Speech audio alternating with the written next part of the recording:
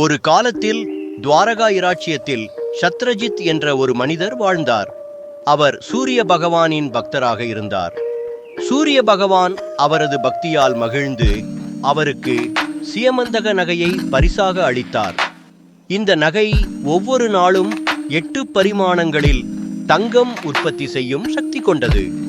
ஆனால் சத்ரஜித் இந்த நகையை மன்னருக்கும் கோவிலுக்கும் அளிக்காமல் தன்னிடம் வைத்துக் கொண்டார். ஒரு நாள் சத்ரஜித்தின் சகோதரன் பிரசேனன் இந்த நகையை அணிந்து வேட்டைக்கு சென்றான்.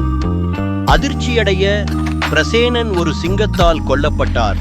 மேலும் அந்த சிங்கம் நகையை எடுத்துக்கொண்டது. பின்னர் ராமாயண காலத்து ஜாம்பவான் ராம பகவானின் பக்தன் நகையை கண்டுகொண்டு அதை தனது குகைக்கு எடுத்துச் சென்றார். பிரசேனன் திரும்பி வராத போது மக்கள் கிருஷ்ணர் தனது மந்திரங்களால் பிரபலமானவர், நகையை எடுத்திருக்கலாமா என்ற சந்தேகம் கொண்டனர். தனது பெயரை தெளிவுபடுத்த கிருஷ்ணர் நகையை தேடச் சென்றார். அவர் பிரசேனன் உடலை மற்றும் நகையை எடுத்துச் சென்ற சிங்கத்தை கண்டார். மேலும் ஜாம்பவான் குகையை நோக்கி பின்தொடர்ந்தார். கிருஷ்ணரும் ஜாம்பவானும் கடுமையான யுத்தத்தில் ஈடுபட்டனர். இது 21 நாட்கள் நீடித்தது. இறுதியில் கிருஷ்ணரை ராமாவின் அவதாரமாக புரிந்து கொண்டு சரணடைந்தார்.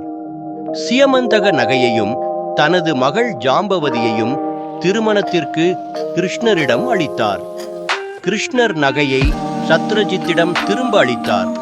அவரது தவறையும் கிருஷ்ணரின் தெய்வத்தன்மையையும் உணர்ந்த சத்ரஜித் நகையையும் தனது மகள் சத்யபாமாவையும் திருமணத்திற்கு கிருஷ்ணரிடம் அளித்தார். ஆனால் கிருஷ்ணர் நகையை வைத்துக் கொள்வதை மறுத்து அதை சத்ரஜித்திடம் திரும்ப அளித்தார். செல்வம் மற்றும் அதிகாரம் ஒருவரின் மதிப்புகளை மாசுபடுத்தக்கூடாது என்பதை வலியுறுத்தினார்.